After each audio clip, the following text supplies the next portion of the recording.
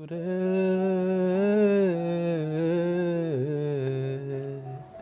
मेरे साजन है उस पार, मैं मन मार हूँ इस पार। ओ मेरे माझे अब की बार, ले चल पार ले चल पार, मेरे साजन है उस पार। तो गुड मॉर्निंग गाइस, कैसे हैं आप सभी? उम्मीद है आप सभी बहुत अच्छे होंगे। बिल्कुल अच्छे होंगे, हम भी बहुत अच्छे हैं। तो चलिए आज की वीडियो यहीं से शुरू करते हैं। तो हाँ जी, आज की टॉपिक जो है बहुत ही ख़ास है। हम सभी जानते हैं कि हमारे जीवन में कुछ चीज़ें खुद ब खुद होती है एंड कुछ चीज़ें क्रिएट करनी पड़ती। कुछ पाने के लिए हमें कुछ प्लान बनाने पड़ते हैं, तभी वो जाके हमें मिल पाते हैं। यदि हम प्लान नहीं करते तो वो गायब हो जाती है वो चीज़। किस्मत जैसे कोई चीज़ नहीं होती यार। सिंपल सी बात यह है, किस्मत जैसी कोई चीज़ नहीं होती। आप जो कर्म करते हैं, जो आप करते हैं वही पाते हैं। यदि वैसा कर्म नहीं हुआ तो जो आप पाना चाहते हैं वो नहीं पा पाइएगा। तो किस्मत जैसी कोई चीज़ नहीं होती। एक बहुत अच्छी कहावत है, टेक एंड गिव, एक हाथ से दो एक हाथ से लो। ये यूं ही नहीं बनाई गई है, क्योंकि हम कुछ देते हैं तभी कुछ लेने की चाह रख पाते हैं या लेने की क्षमता रख पाते हैं। यदि आप कुछ देते नहीं है किसी को तो आपको लेने का भी हक नहीं बनता। अगर कोई देता है आपको तो फिर उसका कोई प्रॉफिट नहीं होता, क्योंकि वहाँ पर आपको संतुष्टि नहीं मिलती है ना। इसी से कुछ संबंधित मैं आपसे कुछ बात करना चाहता हूँ। एक बहुत ही अच्छी कहानी है मेरे पास, शायद ये सुन के आपको कुछ सीखने को मिले। क्या कहते हैं, सुनाओ? चलिए शुरू करते हैं। एक बार की बात है इतना पीछे भी नहीं जाना है। एक भिखारी था, ठीक है। एक भिखारी था, उनका काम था कि वो रोज़ हर दिन एक स्टेशन पे भीख मांगते थे और अपनी गुजारा चलाते थे। एक दिन की बात है कि वो स्टेशन पे भीख मांग रहे थे और एक बहुत ही लंबा चौड़ा इंसान सूट पहना हुआ उनके सामने आकर खड़ा हो गया। वो सोचा कि यार इतना सूट पहन रखा है, बहुत रईस होगा, तो क्यों ना इसे भीख मांगा जाए, ये अच्छा खासा पैसा देगा हमें। तो वो भिखारी जो है उससे भीख मांगने चला गया और उससे जाकर पूछा कि बाबू साहब हमें भीख दीजिए। तो जो वो सूट जो पहना हुआ बंदा था वो बोला कि हम तुम्हें भीख क्यों दे, क्या तुमने कभी किसी को कुछ दिया है? क्या तुम मुझे कुछ दे सकते हो? तो भिखारी बोला कि साहब हम तो भिखारी हैं, हम आपको क्या दे सकते हैं। तो जो वो बंदा था सूट पहना हुआ वो बोला कि जब आप हमें कुछ दे नहीं सकते तो फिर हम आपको कुछ कैसे दें, आपको पैसे कैसे दें? हम कुछ दें आपको, उसके बदले में हमें भी कुछ चाहिए। तो क्या है आपके पास कुछ ऐसा जो आप हमें दे सके? तो भिखारी सोचने लग गया, बोला बाबू साहब हम तो भिखारी हैं, अब आपको क्या दें हम, मेरे पास तो कुछ है नहीं देने को। तो वो बंदा बोला कि ठीक है, यदि फिर कभी मिले, यदि कुछ हुआ आपके पास देने के लिए तो हम आपको ज़रूर भीख देंगे। तो वो वहाँ से ये कह के चला गया। अब ये बात जो है उस भिखारी के दिल पे बैठ गई कि आखिर ये क्या बोल गया।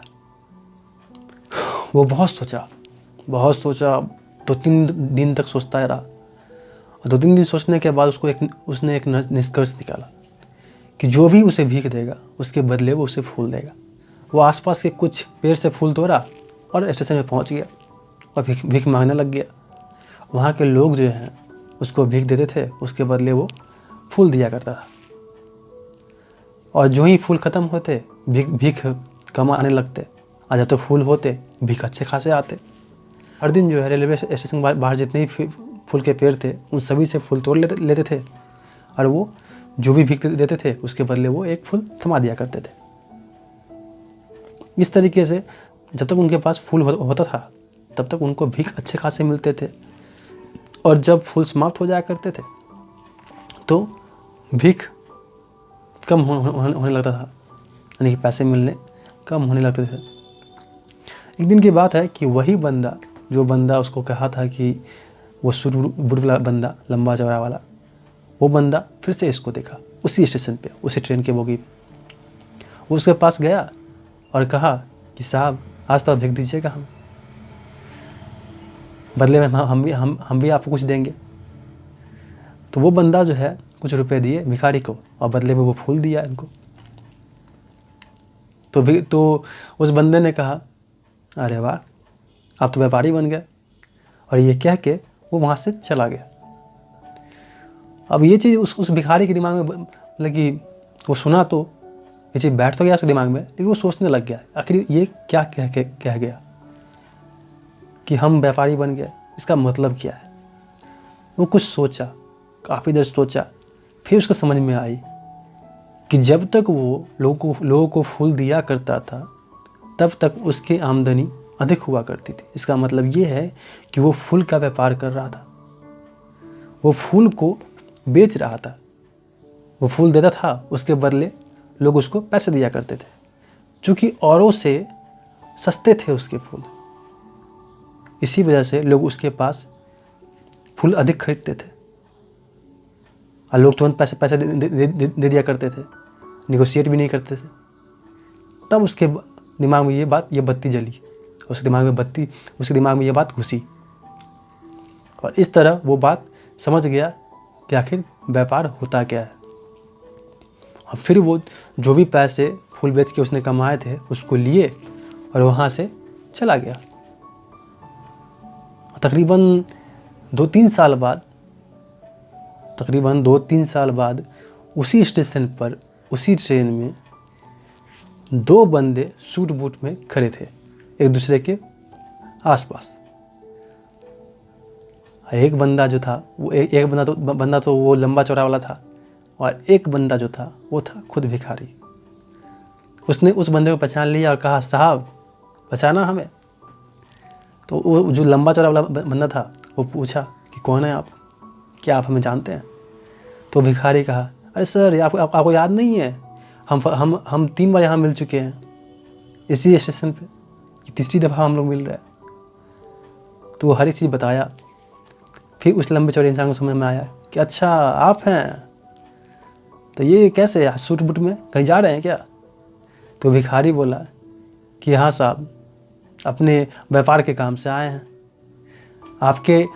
आपने जो कहा, आपने सजेशन दिया, उसके हिसाब से हम भी आज एक व्यापारी बन गए। अब हमारे काफ़ी अच्छे फूल के व्यापार हैं, हम फूल के व्यापारी बन गए हैं। तो फूल के व्यापार के काम से ही हम दूसरे शहर में आए हैं। अब ये चीज़ उस लंबे इंसान को बहुत अच्छा लगा और उन्होंने हाथ मिलाया और बिजनेस की बातें करते हुए आगे निकल गए। अब बताइए आपको इससे क्या सीख मिलती है? सही बात है ना भाई, आप कोई सामान भी खरीदते हैं तो एक हाथ से पैसे देते हैं तभी तो वो सामान देता है। या कुछ भी होता है, मान लीजिए आप किसी से प्यार भी करते हैं, आप किसी को प्यार ना कीजिए, अपने पार्टनर को प्यार ना दीजिए, तो क्या वो लंबे वक्त तक प्यार कर पाएगी आपको, या कोई लंबे वक्त तक प्यार कर पाएगा आपको?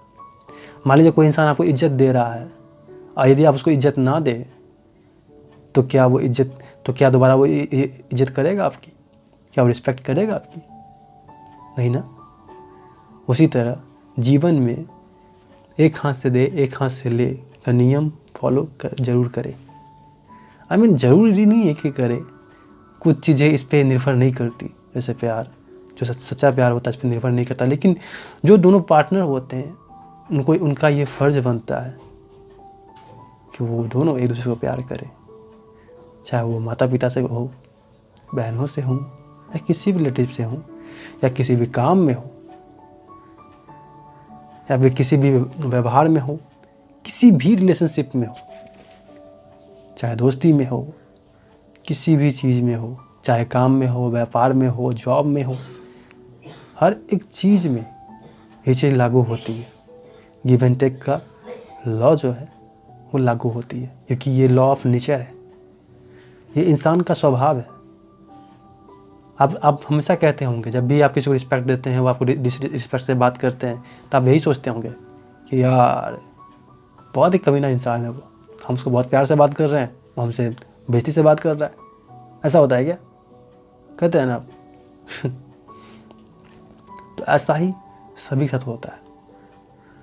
इसलिए वो इंसान जिनको लोग रिस्पेक्ट करते हैं और वो बदले में डिसरिस्पेक्ट करते हैं उन्हें, वो इस चीज़ का ख्याल करे। और वो इंसान जो किसी को रिस्पेक्ट करते हैं बदले में उनको डिसरिस्पेक्ट मिलता है, यदि वो फिर भी उनको रिस्पेक्ट करते हैं तो भाई आप महान हो, हम तो यही कहेंगे। तो ओवरऑल ये है कि भाई हर एक चीज़ के लिए गिव एंड टेक का नियम जो है बहुत ही कारगर है, ये बहुत ही अच्छी नियम है। आप लोग क्या लगता है, प्लीज़ हमें कमेंट करके बताएं कि आपको इस कहानी से क्या सीखने को मिलती है और हमारी बातें आपको कैसी लगती है।